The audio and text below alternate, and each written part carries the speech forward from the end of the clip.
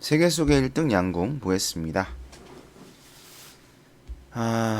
과학 분야의 글읽기고요. 그래서 이제 사실 별건 없어요. 그냥 과학 분야의 글읽기이기 때문에 과학 지식이 나오고 그걸 우리한테 이해시키려고 하기 때문에 잘 이해하면서 읽어주시면 되는데 이 글의 특징을 보면 이제 이런 게 있긴 합니다. 시각 자료를 활용했다. 뭐 보면 알아요. 넘어갑니다. 이런 거는 사실 설명할 만한 거리는 아니죠. 보면 시각 자료가 나와 있으니까. 이런 건 좀 중요합니다. 객관성과 타당성에 주목하며 비판적으로 읽자. 이런 건 중요하죠. 그래서 과연 이 글이 객관적인가? 왜냐면 이제 과학 지식을 전달하는 거기 때문에 객관적인 글이어야 되겠죠. 그 다음에 타당한 내용을 담고 있는가? 뭐 결론부터 말씀드리면 객관적이고 타당합니다. 네. 내용을 한번 볼게요. 양궁은 일정한 거리에 있는 관역을 향해 화살을 쏘아 맞춘 결과로 승패를 가르는 운동이다. 양궁이 무엇인지에 대한 겁니다. 이제 정의라고 하죠. 정의라는 내용 전개 방식이 사용되었습니다. 내용 전개 방식 정. 양궁이 운동 경기로서 선을 보인 것은 1538년 영국 헨리 7세 때 오락용으로 몇 차례 시합을 가진 것에서부터라고 한다. 이제 유래, 여기 뭐 역사라고도 나오는데 유래라고도 할 수 있죠. 그리고 1900년 파리올림픽에서 처음 정식 종목으로 채택될 만큼 양궁은 역사가 오래된 운동 경기 중 하나이다. 여러분 이제 양궁이라는 이 단어는 우리나라에서 붙인 이름이죠. 양궁이니까. 그러니까 서양의 궁, 활쏘기라는 뜻이에요. 그러니까 우리나라의 활쏘기는 국궁이라고 합니다. 그래서 이건 서양의 활쏘기라고 해서 양궁이라고 하는 거예요. 어쨌든 양궁은 대중적으로 인기가 있는 종목은 아니지만 우리나라 선수들이 세계대회에서 좋은 성적을 내기 때문에 특별한 관심을 받고 있는 종목이다. 그렇죠. 이제 올림픽 때 되면 양궁 붐이 일기도 하고 이번에 뭐 양궁 선수들이 좀 이제 이슈가 되기도 했습니다. 우리나라 양궁 선수들은 지금까지 다수의 올림픽에서 개인전을 포함하여 수많은 메달을 획득하며 세계 최고의 자리를 당당히 지키고 있다. 특히 한국 여자 양궁은 단체전이 올림픽 정식 종목으로 채택된 1988년 서울 올림픽부터 2016년 리우데자네이루 올림픽까지 금메달을 놓치지 않고 8연패에 성공하면서 그 실력을 인정받고 있다라고 했는데 사실 이제 이거는 예전 글이라서 그렇고 2020년 올림픽에서도 우리가 금메달을 땄습니다. 그쵸? 어마어마한 거예요.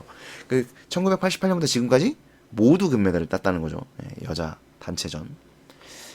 국내 선수들의 뛰어난 실력 때문에 올림픽보다 올림픽 출전 기회를 잡기 위한 국가대표 선발전이 더 어렵다는 우스갯소리가 나올 정도이다. 한국 양궁의 위상인데 사실 여기까지는 뭐 이렇게 중요한 내용은 아니고 그냥 양궁에 대한 일반적인 이야기를 늘어놓는 거예요. 화제를 제시하고 있는 거고요. 이 사람이 진짜 하고 싶은 이야기는 이제부터 시작입니다. 양궁은 어떻게 보면 매우 단순한 운동처럼 보인다. 자, 이 말은 뭐예요? 이 말은 실은 아니지롱 이런 얘기를 하려고 하는 거겠죠? 네, 실제로는 단순한 운동이 아닌데 단순한 운동처럼 보여 이런 얘기죠. 왜냐하면 선수가 가만히 서서 화살을 잘 조준하여 관역에 정확하게 맞추기만 하면 되는 것처럼 보이기 때문이다. 근데 사실 따지고 보면 맞죠? 네, 가만히 서서 화살을 잘 조준해서 관역에 맞추면 되는데 이제 거기에 신경 쓸 게 좀 많은 거죠. 그죠? 맞추면 되는 건 맞잖아요. 뭐 어쨌든 그러니까 이제 그런 것처럼 단순한 것처럼 보인다 이런 뜻이겠죠. 네, 단순한 것처럼 보이지만 알고 보면 양궁은 매우 섬세하고 복잡한 기술을 필요로 하는 종목이다. 자, 이 사람이 말하고자 하는 건 여러분 이겁니다. 네, 이 사람이 말하고자 하는 건 이거예요.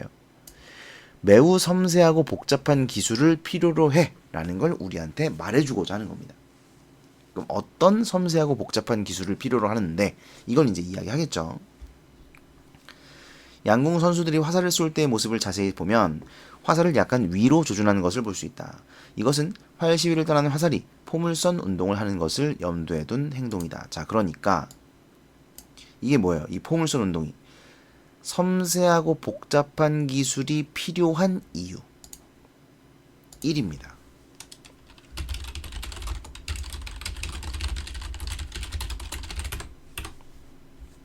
이해돼요?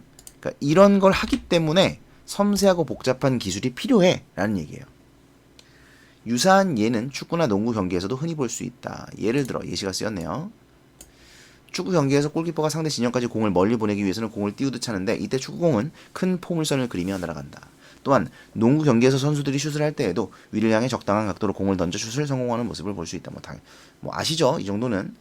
그렇다면 화살, 축구공, 농구공 등이 포물선 운동을 하는 까닭은 무엇일까? 자, 질문을 던졌죠. 그것은 바로 중력 때문이다. 답도 했네요. 자기가 질문하고 자기가 답했습니다. 자문자답이고 이것은 흥미를 유발하기 위한 질문이라는 것이죠. 그러니까 진짜로 뭘 물어보는 게 아니라 흥미를 유발하기 위해서 자문자답을 하고 있다. 자, 중력 때문이래요. 지구에서 질량을 가진 모든 물체는 지구 중심 쪽으로 향하는 중력의 영향을 받는다. 그런데 다행히 화살에 미치는 중력의 값은 우리가 느끼지 못할 정도로 미미하기 때문에 화살이 가벼우니까 이는 선수들에게 큰 문제가 되지는 않는다. 그렇다면 화살의 포물선 운동에 중력보다 더 직접적인 영향을 끼치는 요인에는 무엇이 있는지 알아보자. 자, 그러니까 보세요. 지금 뭐 얘기하는 거예요? 포물선 운동을 하는데 이 포물선 운동을 하게 되는 이유, 첫 번째는 중력인데 두 번째는 초기 발사 속도인 거죠. 지금 여기서 이제 중력은 제끼고 첫 번째 요인으로 이랬지만 사실은 뭐 중력도 영향을 주긴 주는 겁니다. 미미하긴 해도. 자, 초기 발사 속도가 있는데 초기 발사 속도는 양궁 선수가 활 시위를 당기는 힘에 따라 달라지는데 활 시위를 세게 당길수록 뭐뭐할수록 화살의 발사 속도가 빨라진다. 뭐뭐할수록 뭐뭐하다. 반드시 체크. 화살의 발사 속도가 빠를수록 화살이 관역에 빨리 도달한다. 이때 화살은 속도가 느린 화살과 비교했을 때 중력의 영향을 적게 받는다. 낙하하는 시간도 줄어든다. 따라서 밑으로 떨어지는 거리도 줄게 되며 양궁 선수는 이러한 과학적 원리를 고려하여 초기 발사 속도를 조절해야 한다. 자, 뭐 해야 된다는 거예요? 뭐 해야 돼요? 섬세하고 복잡한 기술이 필요하다고요. 이 사람은 지금 이거 얘기하는 겁니다. 여러분 까먹지 마세요. 이 사람은 이걸 얘기하려고 하는 거예요. 매우 섬세하고 복잡한 기술이 필요해. 왜냐하면 포물선 운동을 하거든. 포물선 운동에 영향을 미치는 게 뭐가 있냐면 중력이고 초기 발사 속도가 있는데 이 초기 발사 속도가 뭐에 따라 달라지냐면 활시위를 당기는 힘에 따라 달라져. 활시위를 세게 당기면 발사 속도가 빨라지고 그러면 관역에 빨리 도달하고 중력의 영향을 적게 받아. 그래서 낙하하는 시간이 줄어들고 밑으로 떨어지는 거리도 줄게 되기 때문에 이것을 고려해서 발사 속도를 조절해야 돼. 자, 이 모든 것을 결정하는 게 뭐예요? 활시위를 당기는 힘. 그죠? 이 모든 것이 결정되는 것이 바로 이거란 말이에요. 그러니까 이 선수가 활시위를 당기는 힘을 조절해야 되겠죠. 뭐가 필요해? 섬세하고 복잡한 기술이 필요하다. 아시겠죠? 그 다음 봅시다. 두 번째 요인으로 발사 각도가 있어요. 화살을 발사하는 각도에 따라 화살의 포물선 운동이 달라지기 때문에 선수들은 화살이 날아가는 거리를 조절할 수 있어요. 그렇다면 발사 각도가 몇 도일 때 물체가 가장 멀리 날아갈까? 질문. 답변 나옵니다. 지면과 45도의 각도일 때. 물체를 던지면 가장 멀리 날아간다는 사실이 수학적으로 증명되었다. 뿅, 이거. 여러분도 느낌으로 알죠? 그죠? 45도로 던지면 왠지 멀리 날아갈 것 같잖아요. 그죠? 그 다음 보시면 양궁 선수들은 오랜 훈련을 통해 다진 감각으로 활시위를 당기는 힘을 조절하여 초기 발사 속도를 정하고 그리고 관역까지의 거리를 감안하여 발사 각도를 조절해서 화살을 정확하게 관역에 맞추는 것이다. 바로 이것이 이거 조절해야 되고요. 그죠? 그 다음에 발사 각도도 조절을 해야 돼요. 자, 이게 뭐예요? 섬세하고 복잡한 기술이요. 아시겠죠? 특히 양궁은 화살을 쏘는 곳에서 관역까지의 거리에 따라 종목이 달라진대요. 뭐 그렇다고 합니다. 그렇기 때문에 각 종목마다 초기 발사 속도와 발사 각도를 정확하게 계산해야 돼요. 그러니까 이게 쉽지 않겠죠. 종목마다 이걸 다 다르게 해야 되는데 사실 이게 말이 계산이지 이걸 뭘로 계산하는 거예요? 몸으로 계산하는 거잖아요. 느낌으로 계산하는 거야. 그죠? 이걸 뭐 어떻게 수치로 계산을 할 수 있겠습니까? 굉장히 좀 예민하고 섬세한 그런 반응이 필요한 거죠. 바람을 정말 느껴야 되겠다. 그죠? 화살을 쏘는 것이 중요하다. 자, 이 외에도 양궁은 실외에서 하는 경기이므로 공기의 저항과 바람의 영향을 받습니다. 보세요. 이게 얘하고 대응되는 게 뭐냐면요. 체크해 드릴게요. 여러분. 얘하고 대응되는 게 뭐냐면 포물선 운동이에요. 자, 써놨죠 제가. 섬세하고 복잡한 기술이 필요한 이유. 붙여넣자. 귀찮으니까. 있다. 자, 두 번째입니다. 두 번째. 섬세하고 복잡한 기술이 필요한 이유 두 번째. 공기의 저항과 바람의 영향을 받기 때문이에요. 첫 번째는 포물선 운동을 하기 때문이에요. 그 포물선 운동을 하기 때문에 그걸 잘 조절해야 돼요. 그래서 섬세한 기술이 필요해. 두 번째, 공기의 저항과 바람의 영향을 받아요. 크게 받아요. 그래서 섬세하고 복잡한 기술이 필요해요. 아시겠죠? 이 사람이 이야기하고자 하는 거 뭐라고요? 섬세하고 복잡한 기술이 필요한 운동이라고요. 그거 얘기하고 있어요. 그 다음 봅시다. 화살의 운동에 영향을 미치는 공기의 저항과 바람의 색이나 방향 등에 따라 선수들이 쏜 화살은 관역의 중심에서 벗어나 전혀 의도하지 않은 곳에 꽂힐 수 있는 것이다. 그 다음. 그렇다면 공기의 저항은 어떻게 줄일 수 있을까? 또 물었죠? 또 답 나옵니다. 화살깃. 화살 뒷부분에 화살깃을 만들어줌으로써 해결할 수 있다. 화살은 공기를 가르며 날아갈 때 요동치며 흔들린다. 이때 화살깃은 그 흔들림을 방지하는 역할을 한 동시에 화살을 회전시키면서 비행의 안전성을 높인다. 자, 흔들림을 방지하고요. 그 다음에 회전시켜요. 화살을. 뭐 이제 생각해보면 여러분 회전을 하게 되면 어떨까요? 나아가는 힘이 더 세지겠죠. 그러면서 이제 그 공기 저항을 좀 이렇게 가르면서 공기를 가르면서 날아갈 수 있겠죠. 네, 그래서 공기의 저항을 줄일 수 있겠죠. 그래서 이게 안전성을 높인다 이 말이 공기의 저항을 줄일 수 있다. 그리고 흔들림을 방지한다 이것도 사실은 이제 공기의 저항이랑 관련이 있기는 합니다. 네. 아무튼 요게 이제 공기의 저항을 줄인다는 얘기예요.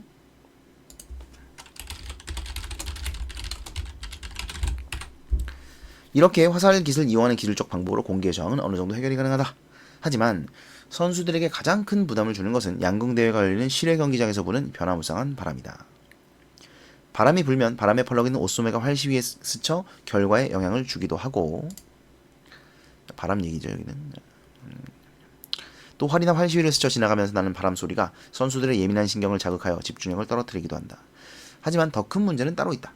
앞에서도 언급했듯이 바람의 색이나 방향이 화살이 날아가는 속도나 방향에 영향을 미친다는 것이다. 그렇다면 양궁 선수들은 바람을 어떻게 극복할까? 질문. 선수들은 바람에 대비하여 평소에 오조준 연습을 한다. 요게 해답이네요.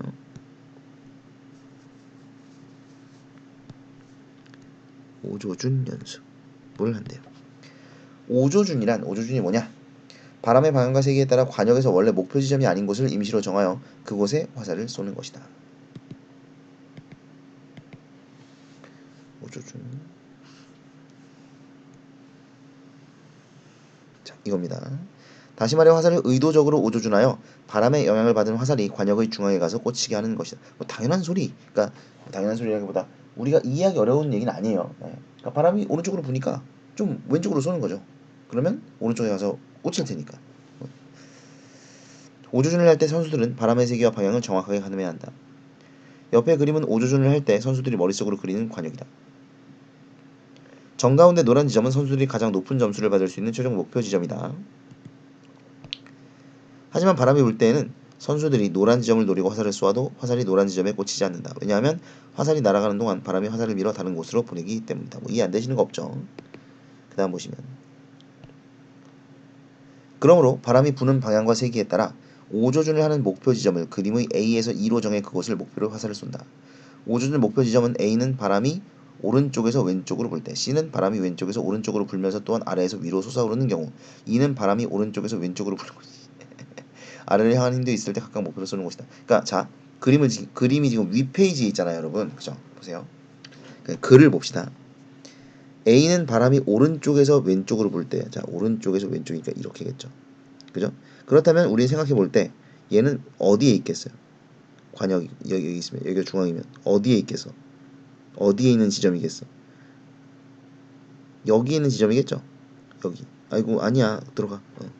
여기 있는 지점. 그러니까 일부러 이 관역의 왼쪽으로 쏘는 겁니다. 아니지 정신. 죄송합니다. 제가 정신이 이래요. 네, 죄송합니다. 여기겠지. 자, 장난해. 네, 여기 써야지. 여기를 향해 쏘야겠죠? 여기를 향해 쏘면 바람이 이제 이쪽으로 부니까 여기 쏘면 휴 이게 쏘면 휴탁 이렇게 휴 이렇게 날아갈 거 아니야, 그죠? 네. 그래서 왼쪽에서 A는 오른쪽에서 왼쪽으로 불 때, 그죠? 그래서 요쪽에 여기에 A가 요쪽에 있겠네요, 그죠? 그 다음에 C는 바람이 왼쪽에서 오른쪽으로 불면서 아래에서 위로 솟아오를 때, 그럼 바람이 위로 솟아오르니까 더 아래쪽을 쏴야 되겠죠, 그죠? 그러니까 오른쪽에서 왼쪽으로 불면서 이쪽 오른쪽에서 왼쪽으로 불면서 아래에서 위로 불 때, 아래에서 위로 불 때. 그럼 어디를 써야 되겠어요? 이 밑에를 써야 돼, 밑에, 그죠? 그리고 이쪽을 써야 되지, 이쪽, 그죠? 여기를 써야 되죠, 여기. 자, 여기가 A, 여기가 C겠죠, 그죠? 그래야 얘가 이쪽으로 쏘면 이렇게 될 거 아니야, 그죠? 죄송합니다. 자, 그리고 그 다음 2는 오른쪽에서 왼쪽으로 불고 아래로 향하는 힘도 있을 때, 자, 오른쪽에서 왼쪽으로 불고 아래로 향한다. 그럼 어디 있겠어요? 여기 한 이쯤 있겠죠, 이쯤, 이쯤 여기가 2인가 봐요, 그죠? 그래서 이쪽을 향해서 이렇게 쏘면 탁, 너무 급하게 휘었는데 탁, 이렇게. 네? 소리 쩔죠? 자, 볼까요? 맞나? 짠! 있어. 그죠? A, E, C. 아, 맞다. 그죠? 자, 이렇게 사실 상식적으로 우리가 해보면 뭐 어렵지 않습니다. 그런 내용이에요. 그 다음 봅시다. 양궁 선수들의 오조준은 화살과 바람의 힘을 합성하는 물리적 원리에 따른 것이다. 갑자기 머리가 좀 아픈 것 같은데? 둘 이상의 힘이 작용하면 힘의 크기를 더하거나 뺄 수 있는데, 머리가 좀 더 아픈 것 같은데? 이를 힘의 합성이라고 하고, 이때 더해진 힘을 합력이라고 한다. 힘의 합성은 힘이 작용하는 방향에 따라 다음과 같이 세 가지로 나눌 수 있다. 갑자기 양궁을 하다가 네, 뭐 우리가 알고는 있었죠, 그죠? 네, 과학적 원리에 대해서 이야기를 할 거라는 걸. 힘의 합성은, 자, 힘의 합성이 세 가지가 있다, 그죠? 그리고 이제 합력의 의미도 알아주셔야 되는데 뭐 어려운 게 아닙니다. 네. 힘의 합성 개념, 힘의 합력 개념을 알아두셔야 됩니다. 넘어갈게요. 자, 이건 되게 당연한 겁니다. 보시면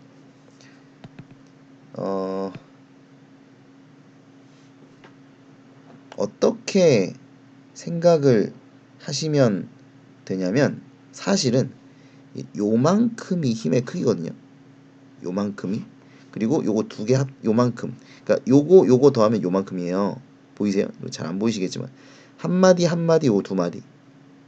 이해되시나요? 네, 그래서 요 힘 두 개 합친 게 요거랑 같다는 거예요. 아시겠나요? 네, 그래서 방향이 같으면, 자, 이 얘기죠. 같은 방향으로 작용하면 두 힘의 크기를 합한 값이 합력이에요. 이 말입니다. 아시겠죠? 여기서 1은 뭐야? 1의 크기. 이거죠? 이게 1의 크기죠. 네, 아는 척 한번 해봤어요. 몰라도 됩니다. 몰라도 돼요. 자, 아무튼 그래서 요거 요 A의 힘, B의 힘 합치니까 요만큼이다, 이런 얘기죠. 그래서 합력은 두 힘의 크기를 합한 것과 같다. 됐죠? 그 다음 둘째, 작용하는 방향이 서로 반대. 뭐 어떻게 써요? 보시면 아시겠지만 지금 이 언니들 팔씨름하는데 힘의 방향이 반대죠. 반대인데 힘이 똑같아. 멈춰있네요, 그죠? 그림이라 멈춰있는 거 아니냐고요? 네, 그럴 수도 있지만, 뭐 아직 시작을 안 한 거 아니냐, 뭐 그럴 수도 있지만, 근데 이제 이 아저씨인지 학생인지 모르겠는데, 얘가 하는 말로 봐서는 이제 둘이 힘을 주고 있는, 근데 너무 평온해 보이는데, 힘을 주고 있는데 아마 합력이 0이라서 멈춰 있다, 뭐 이런 뜻인 것 같아요. 자, 그래서 보면, 자, 방향이 반대죠. 이쪽으로 이제 F1의 힘이 작용하고 이쪽으로 F2의 힘이 작용할 때, 그럼 누가 더 커요? 딱 봐도 F1이 크죠. 그러면 어떻게 된대요? F는 이 F가 이제 힘의 합력이에요. 이 합력은 F1 마이너스, 큰 힘에서 작은 힘을 뺀 것이다. 결국은 요만큼이 남네요, 그죠? 요게 합력의 크기가 되겠죠. 자, 반대일 때는 그냥 빼면 된다, 그죠? 그러니까 같은 방향이면 더하면 되고, 다른 방향이면 빼면 된다. 엄청 쉽죠. 그 다음 보시면, 자, 방향이 나란하지 않을 때, 그럼 나란하지 않으면 어떻게 되냐? 나란하지 않은 두 힘이 동시에 작용할 때 두 힘의 합력은 어떻게 한대요? 두 변을 이웃으로 하는 평행사변형을 그리면 알 수 있대요. 자, 이때 합력의 크기는 대각선의 길이다. 보시면 자, 이렇게 F1이 작용하고 F2가 작용했죠? 그러면 요 두 변을 이제 이렇게 해서 평행사변을 그려보라는 거죠. 그러면 요렇게 점이 잘 안 찍히네 이게. 자, 이렇게 요게 이제 힘의 합력이라는 거죠. 근데 여러분 생각해봐요. 생각해봐. 니네가 여기 서 있는데, 자, 봐봐요. 이제 여기 서 있어, 여기 이렇게 서 있고 양쪽에서 친구들이 이 방향으로 너를 끈다고 생각을 해봐요. 그럼 어떻게 되겠어요? 앞으로 이렇게 나아가겠죠? 당연한 거죠. 네, 당연한 겁니다. 어떻게 당연한 거 설명하는 거고요. 자, 그래서 여기 그려놨어요, 사실 그 교과서에 보면 이렇게 된다는 거 이렇게. 그래서 이렇게 평행사변형을 그리고 그 대각선의 방향이다. 자, 그런데 이건 지금 힘이 같은 경우잖아요. 그죠? 만약에 이쪽 힘이 더 크다면 F1이 크다. 자, 이렇게 크다. F2는 작아. 자, 이렇다면 평행사변형을 그려봅시다. 이렇게 대충. 그럼 어떻게 됐어요? 힘이 이런 방향으로 가겠죠. 얘는 이제 가로로 딱 가지만 얘는 이쪽이 더 크니까 이쪽 방향으로 더 많이 가겠죠. 예, 이렇게. 그러니까 힘의 합력을 이런 식으로 구한다는 거예요. 이제 약간 그 변형해서 내고 조하고 뭐 이러신 분들은 아마 이거 이제 이런 식으로 내실 수 있어요. 뭐 힘이 커졌을 때 뭐가 그림이 맞는 거 골라라 뭐 이런 거 나올 수 있겠죠. 예. 아무튼 이런 식으로 된다는 거. 이게 F1이고 이게 F2라면 힘의 합력 F는 이게 된다. 아시겠죠? 네. 그 다음 보시면 이러한 경우 두 사람이 힘을 합쳐 물건을 옮기거나 들 때 흔히 경험할 수 있다. 이때 각각에 작용하는 두 힘이 클수록 두 힘이 작용하는 사이에 각이 작을수록 힘의 합력은 커진다. 뭐뭐 할수록 뭐뭐하다 체크하셔야 됩니다. 네. 두 힘이 클수록 그 다음에 사이의 각이 작을수록 합력이 커집니다. 아시겠죠? 우리는 이러한 합력을 바람이 부는 양궁 경기장에서 볼 수 있다. 시위를 가하는 화살이 앞으로 나아가는 힘과 바람의 힘이 합쳐질 때 화살은 두 힘의 합력이 가리키는 방향으로 날아간다. 자, 그래서 앞으로 나아가려는 힘 이게 F1이라고 보시면 되고 바람의 힘 이것이 F2라고 보시면 됩니다. 그래서 합력이 가리키는 방향으로 옆으로 나아가게 된다. 자, 이제 어떤가? 우리 양궁 선수들이 단순히 운동 실력만 좋다고 할 수 있을까? 양궁 선수들은 어느새 과학자들 못지않게 많은 과학적 지식을 몸으로 배우고 있었던 것이다. 뭐야, 끝이야? 네, 끝입니다. 놀랍게도 네, 끝이에요. 그래서 이 글은 정말 뭐예요? 그냥 과학적 지식을 전달해 주는 거고, 그래서 양궁에 이런 과학적 원리가 숨어 있다는 것을 이제 흥미를 유발하면서 이렇게 던져주는 정보를 전달하는 그런 글이라고 보시면 되겠습니다. 자, 정리를 했고요. 처음에는 양궁의 정의, 역사, 유래 뭐 이런 거 얘기했습니다. 그리고 우리나라 양궁의 위상, 뭐 올림픽에서 금메달 따고 어쩌고 이런 얘기 했고요. 요거는 이제 화제를 제시하고 흥미를 유발하는 그런 부분이라고 보시면 됩니다. 끊어놨어요 지금. 요런 얘기 했고. 자, 양궁은 섬세하고 복잡한 기술을 필요로 하는 운동이다. 이거 얘기하는 겁니다. 계속 말씀드리지만 이걸 잊지 마세요. 이 글의 글쓴이의 의도는 이거 설명하려고 하는 거예요. 그죠? 물론 그 안에 과학적 원리가 들어있긴 합니다. 그러니까 사실 이 교과서를 만드신 분의 의도는 이게 과학적 원리를 설명하고 있는 글이라는 거에 포인트를 두셨을 거예요. 근데 원래 이 글의 글쓴이는 이걸 말하려고 하는 거라는 거죠. 이게 의도입니다. 그리고 자, 그 이유, 왜 섬세하고 복잡한 기술이 필요한가? 화살의 포물선 운동 때문이라는 거예요. 화살이 포물선 운동을 하기 때문에 섬세하고 복잡한 기술이 필요한 운동이 되는 거고, 그럼 화살의 포물선 운동에 영향을 주는 게 어떤 게 있냐? 중력. 이건 좀 미미하다 그랬어요. 아주 미미한 정도라고 했습니다. 그 다음에 초기 발사 속도. 자, 초기 발사 속도가 뭐에 따라 결정되느냐? 활 시위를 당기는 힘에 따라 결정된다. 자, 활 시위를 당기는 힘이 세면 초기 발사 속도가 빠르고, 그 다음에 관역 도달 시간은 줄어들고, 그러면서 중력의 영향이 줄어든다는 거죠. 이걸 고려해야 된다는 거예요. 그 다음에 발사 각도 같은 경우는 화살이 날아가는 거리를 조절할 수 있다. 그래서 45도일 때 가장 멀리 날아가고, 그래서 이 초기 발사 속도와 활 시위를 당기는 힘과 그 다음에 발사 각도를 조절해서 화살을 쏴야 한다. 이런 얘기죠. 그래서 섬세하고 복잡한 기술이 필요하다. 그 다음에 또 다른 거, 또 다른 섬세하고 복잡한 기술을 필요로 하는 운동이다. 두 번째, 공기의 저항과 바람의 영향을 받는다는 점입니다. 그래서 공기의 저항을 줄이는 방법은 화살깃을 사용해서 화살깃은 흔들림을 방지하고 안전성을 높인다. 다시 말하면 공기의 저항을 줄인다. 그래서 공기의 저항을 줄여주고 바람의 영향을 극복하는 방법은 오조준 연습입니다. 오조준이란 원래 목표 지점이 아닌 곳을 임시로 정하여 그곳에 화살을 쏘는 것이다. 그래서 오조준과 관련한 물리적 원리를 설명하는데 띄고 싶다.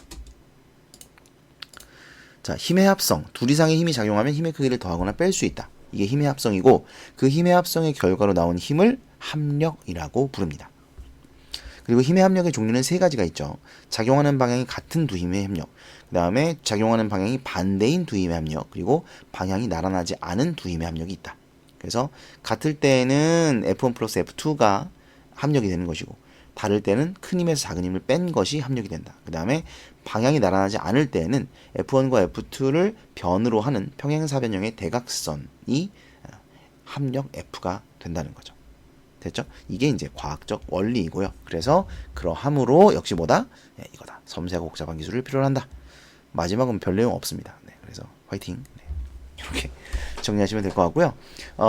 내용 잘 알아두시면 되고 제가 왜 이걸 강조하냐면 글을 보실 때 이제 글 전체적인 내용을 물어볼 때는 글 전체의 의도를 놓치게 되면 까먹게 되면 좀 그 제목을 묻는 문제라든가 이런 걸 좀 놓칠 수가 있어요. 그래서 이걸 좀 기억을 하셔야 한다는 겁니다. 그래서 이거는 사실 그 표제, 그러니까 큰 제목은 절대 과학적 원리가 될 수 없습니다.